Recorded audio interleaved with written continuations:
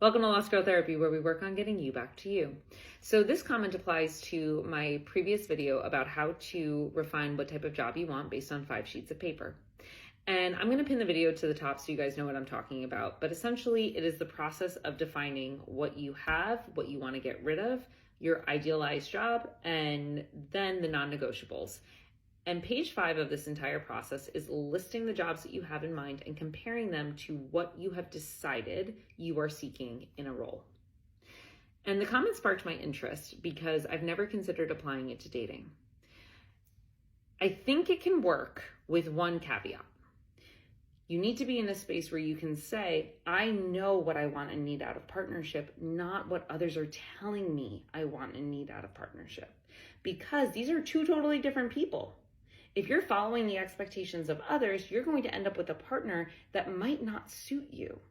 If you are following your own wants and needs and you're really listening to your soul, you're going to end up with a partner that is best suited for you and only you. So if you're in a space where you can tell what feels right and good for you versus what you should be seeking in partnership based on what your family or your friends have told you over the years, this can work. And the way that I would do it is I would take out 4 sheets of paper, and on page 1, I would write down all of the traits and characteristics that previous partners have brought you that you absolutely adored because they made you feel loved. Page 2 is all of the traits and characteristics that you would never want in a partner ever again. And this page can really be based on past partners, but also future partners. So things that are just like off the table that you never want in someone.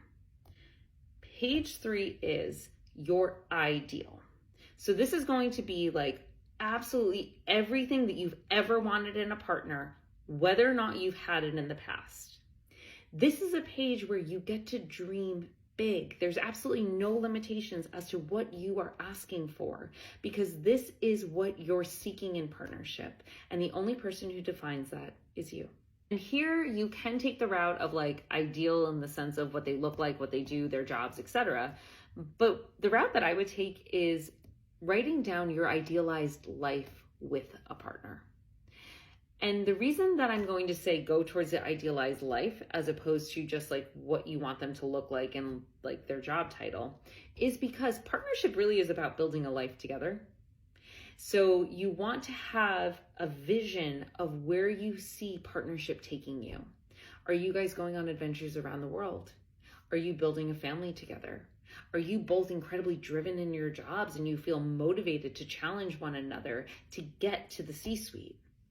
This is the space where you're basically designing the life that you want with your idealized partner. And then you move on to page 4, the non-negotiables.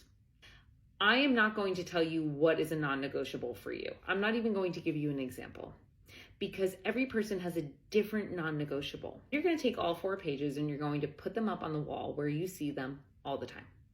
I want you to be annoyed at seeing them as often as you do.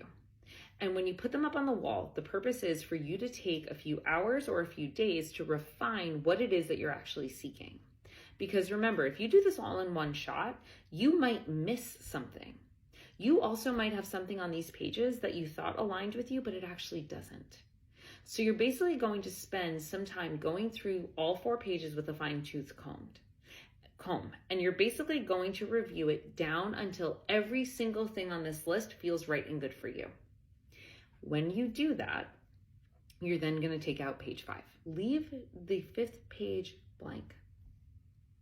Intentionally blank, but hang it up on the wall.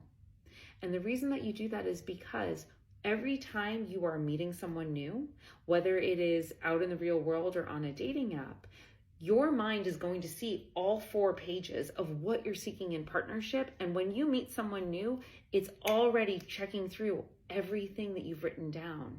It's already in the vetting process. You're going to get a lot better at discerning who feels right and good for you versus who you should go after based on other people's expectations. So if this is helpful, let me know.